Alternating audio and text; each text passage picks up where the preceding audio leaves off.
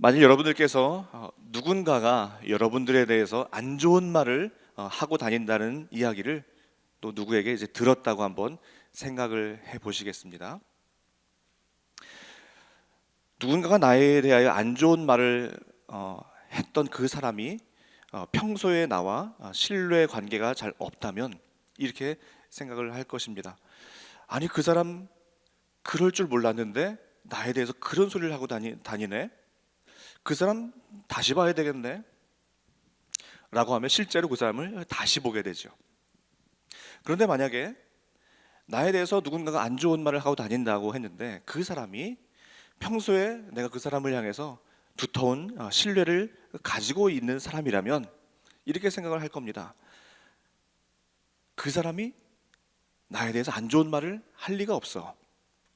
그러나 설사 그런 말을 했다고 하더라도 이유가 있을 거야 라고 생각을 하겠죠. 욥이 하나님을 생각할 때도 이와 같습니다. 욥은 성경에서 어떻게 소개가 되고 있죠? 욥은 욥기 1장 1절에서 욥은 온전하고 정직하고 하나님을 경외하고 악에서 떠난 자더라라고 욥이 소개가 되고 있습니다. 그렇게 온전하고 정직하고 하나님을 경외하고 악에서 떠난 욥도 지금 고난을 받고 있습니다. 만약에 욥이 하나님, 그럴 줄 몰랐습니다. 아니, 내가 얼마나 온전하고 정직하고 하나님을 경외하며 악에서 떠나서 신실하게 하나님을 바라보며 살았는데, 또 하나님 아시지 않습니까? 우리 자녀들이 생일 파티 갔다가 돌아오면 혹시 마음으로라도 죄를 범했을까봐 아침에 일어나면 명수대로 번제를 드리지 않았습니까? 그리고 모든 행동에 있어서 하나님 앞에서 제가 어디 하나님을 실망시켜 드린 적이 있습니까? 그런데 하나님은 도대체 왜 이러십니까? 하나님 너무하신 건 아닙니까? 라고 말할 수도 있었겠죠. 그런데 우리가 잘 알고 있는 욥의 그 고난 앞에서의 반응은 어떻습니까? 주신 자도 여호와시오, 거두어 가신 자도 여호와시오니 여호와의 이름이 찬송을 받으실지어다 하고 욥이 하나님께 범죄하지 않고 하나님을 향하여 이 모든 일에 원망하지 아니하니라 라고 1장 21절에 고백을 하고 있습니다. 욥은 하나님을 향하여 두터운 신뢰, 하나님을 향한 그 믿음이 있었던 것입니다. 그래서 욥은 오히려 하나님을 변호하고 있어요. 욥이 오히려 하나님을 변호하고 있습니다. 하나님이 어떤 분이신지 우리가 정확히 알면 고난 중에서도 하나님을 오해하지 않고 오히려 하나님을 변호할 수 있습니다. 오늘 우리가 본문을 통해서, 본문의 욥의 고백을 통해서 우리는 하나님의 전능하심을 볼 텐데요, 하나님의 전능하심을 우리가 올바로 알면 우리도 욥처럼 하나님을 변호할 수 있고 우리도 욥처럼 고난을 이겨낼 수 있습니다. 자, 보시겠습니다. 욥은 오늘 본문에서 그의 친구 그 수아 사람 빌닷의 말에 대해서 답변을 하고 있습니다. 어떻게 답변하고 있냐 하면 6절부터 보시면, 자 6절에요. 하나님 앞에서는 스올도 벗은 몸으로 드러난다. 7절에 그는 북쪽을 허공에 펴시며 땅을 아무것도 없는 곳에 매다신다. 9절에 그는 보름달을 가리신다. 10절에 수면에 경계를 그으신다. 11절에 그가 꾸짖으신즉 하늘 기둥이 흔들린다. 12절에 그는 능력으로 바다를 잔잔하게 하신다. 13절에 그의 입김으로 하늘을 맑게 하신다. 자, 욥의 지금 이 고백들이 지금 뭘 고백하고 있는 것입니까? 하나님의 창조주 되심, 하나님이 자연 만물을 지금도 운행하고 계심을 욥의 지금 고백을 절절히 고백을 하고 있습니다. 14절에는 재미있는 표현 나오는데요, 14절 보시겠습니다. 보라, 이런 것들은, 그 앞에 욥이 계속 고백했던 이런 것들은 그의 행사의 단편일 뿐이요, 우리가 그에게서 들은 것도 속삭이는 소리일 뿐이니 그의 큰 능력의 우레소리를 누가 능히 헤아리라. 전능하신 하나님이 행하시는 이 모든 일은 단편일 뿐이다. 하나님이 행하시는 그 능력의 우레소리를 누가 헤아릴 수 있을까? 하나님이 행하시는, 우리가 보기에는 너무나 장엄하고 참 이 웅장한 자연 만물을 운행하시는 그 하나님, 오늘도 벌써 이제 계절이 가을에서 겨울로 바뀌어가고 있죠. 낙엽도 이제는 거의 다 떨어지고 있는 것 같아요. 며칠 전까지 보름달이 가득 찼는데 지금은 또 보름달이 기울어 가고 있어요. 이런 것만 생각해도 우리는 이 거대한 우주 만물을 하나님이 운행하고 계시는구나, 장엄한 하나님의 손길을 볼 수 있지만 그것은 하나님의 행사의 단편이라는 거예요. 단편. 하나님은 큰 능력의 우레소리를 우리 인생에게 행하고 계십니다. 우리 인생에 행하시는 일을 보면 이 우주 만물을 움직이시는 하나님의 그 행사는 단편이에요. 한 조각에 불과합니다. 그것이 뭐냐면 하나님은 저와 여러분들의 인생 속에서 너무나 위대하고 놀랍고 더 웅장하고 더 장엄한 일을 우리 인생 속에서 큰 능력의 우레소리로 행하고 계신다는 것입니다. 그것을 누가 능히 헤아리라. 누가 능히 헤아리라. 우리는 하나님이 행하시는, 우리 인생에서 행하시는 그 능력의 우레소리를 우리는 헤아릴 수 없을 때가 많습니다. 그러니까 우리가 고난 앞에서 원망도 하고 불평도 하고 쓰러지고 넘어지기도 하지 않습니까? 그 능력의 우레소리를 우리가 다 헤아린다면 우리는 그저 그 앞에 엎드려 입을 닫고 그저 엎드려야 하는데 우리가 그렇지 못할 때가 너무나 많이 있습니다. 여기서 우리는 하나님의 그 전능하심을 우리가 인정할 때 고난을 대하는 태도가 달라지고 고난을 이길 힘이 생긴다는 것을 우리가 알 수 있습니다. 욥기 23장 13절에서도 욥은 이렇게 고백합니다. 그는 뜻이 일정하시니 누가 능히 돌이키랴. 그의 마음에 하고자 하시는 것이면 그것을 행하시나니 그런즉 내게 작정하신 것을 이루실 것이라. 하나님은 당신의 주권대로 당신의 섭리대로 그가 작정하신 일을 이루어 가신다라는 고백입니다. 42장 2절에서도 주께서는 못하실 일이 없사오며 무슨 계획이든지 못 이루실 것이 없는 줄 아오니. 하나님은 전능하신 하나님입니다. 전능하시다는 것은 우리와 같이 한계가 있는 존재가 아니라 영원히 능력이 있고 욥의 고백처럼 못하실 것이 없는 그러한 하나님이라는 겁니다.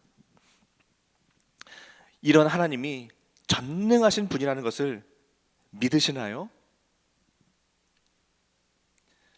삶으로 믿으시나요? 고난 속에도 믿으시나요? 근데 때로는 우리가 전능하신 하나님을 알고 믿으면서도 고난을 당하면 전능하신 하나님이 어디로 가버려요. 왜냐하면 이거 누가 해결하지? 이거 어떻게 해결하지? 주변 사람 찾고 여기저기 전화하고 또 인터넷 설치하고 이러면서 전능하신 하나님은 어디 가버려요. 이 고난을 주신 분이 하나님이시고 이 고난의 해결도 하나님이신데 그 하나님을 찾는 것이 아니라 다른 것 찾느라 분주한 모습을 보면 마치 우리는 전능하신 하나님을 머리로 아는데 삶이 모르고, 전능하신 하나님을 머리로 아는데 고난에 닥치면 그 하나님은 몰라요. 하나님 어디 가신 것 같아요.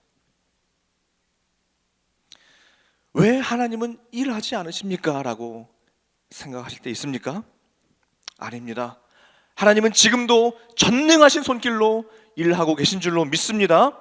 그 하나님은 지금도 저와 여러분들의 인생 속에서 하나님의 주권대로 하나님의 섭리대로 인도하고 계십니다. 당신의 특별한 그 계획대로 그 능력의 우레소리로 지금도 일하고 계십니다. 하나님의 전능하심을 알고 하나님의 전능하심을 믿는다면 우리는 우리의 힘을 다 빼고 하나님을 의지할 수 있습니다. 도움을 구하러 애굽으로 내려가지 않습니다. 말과 병거의 많음을 의지하지 않습니다. 오직 하나님만 바라봅니다. 삶이 단순해집니다. 더 능력 있는 삶으로 나아갈 수 있습니다. 고난 앞에서도 우리의 입을 닫고 하나님을 붙들 수 있습니다. 그 전능하신 하나님은 욥의 고백대로 큰 능력의 우레소리로 우리 삶을 당신의 주권대로 움직이고 계세요. 그래서 C.S. 루이스는 이렇게 말하고 있습니다. 하나님은 기쁨을 통해서 속삭이시고 양심을 통해서 말씀하시며 고통을 통해 소리치신다. 그래서 이 말을 해서 이제 고통은 하나님이 주시는 확성기다, 이런 말이 이 말에서 나왔습니다. 하나님은 기쁨을 통해서 속삭이시고 고통을 통해서 소리치신다. 우리가 고난을 당하는 그 이유는 하나님이 우리가 꼭 알아야 하는, 우리가 꼭 들어야 되는, 우리가 꼭 깨달아야 하는 하나님의 뜻이 있기 때문에 하나님이 소리치시는 거예요. 우리 고난을 통해서. 그것이 바로 큰 능력의 우레소리입니다. 우레소리. 고난을 통해서 하나님이 소리치시는 그 능력의 우레소리를 들으시기를 바랍니다. 얼마 전까지만 해도 우리가 코로나 팬데믹을 지나오지 않았습니까? 하나님은 이 코로나 바이러스 팬데믹을 통해서 우리에게 정말 우레소리처럼 소리치셨어요. 그것이 무엇일까요? 그 음성을 혹시 들으셨나요? 그 음성을 못 듣고 팬데믹 지나왔으면 안 되는데요. 왜 하나님이 팬데믹을 주셨고 뭐를 어떻게 소리치셨나요? 하나님은 껍데기밖에 없고 형식적인 눈먼 재물을 가지고 오는 형식적인 껍데기밖에 없는 그 예배자들의 하나님은 찔려버리셨습니다.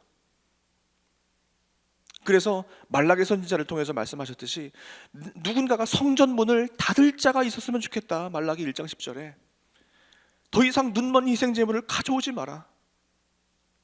내가 성전문을 닫았으면 좋겠다. 그런데 하나님이 성전문을 닫으셨잖아요. 교회 문을 닫으셨잖아요. 얼마나 우리 예배가 껍데기밖에 없고, 얼마나 삶과 우리의 예배가 분리되어 있고, 얼마나 우리가 정말 형식적인 예배와 형식적인 신앙밖에 없는지 하나님이 그냥 교회 문을 닫아버리셨어요. 그것이 하나님의 우레소리였어요. 그런데 이제 팬데믹은 끝났습니다. 그러면 우리가 그 하나님이 소리치셨던 그 음성을 우리가 기억하고 예전으로 돌아가는 것이 아니라 회복된 모습으로 나아가야 하는데, 팬데믹 끝났다고 해서 혹시 예전의 모습으로 돌아간 분 혹시 안 계십니까? 그냥 형식적인 예배로, 껍데기밖에 없는 예배로 삶과 신앙이 분리되고 하나님은 이 예배 땅에만 있고 내 삶에는 없는 그런 모습의 삶으로 살아가지 않습니까? 그러면 하나님은 또 한 번 소리치셔야 합니다. 또 한 번 우레소리를 보내셔야만 합니다. 그 전에 우리가 다시 한번 돌이켜야 하지 않겠습니까? 우리 삶에 이 팬데믹과도 같은 수많은 어려움과 고난이 우리에게 너무나 많이 찾아오고, 우리 성도님들의 삶을 보면 참 말로 표현할 수 없는 그런 고난 중에 계신 성도님들 많이 계세요. 그런 분들 이렇게 보면 참 제가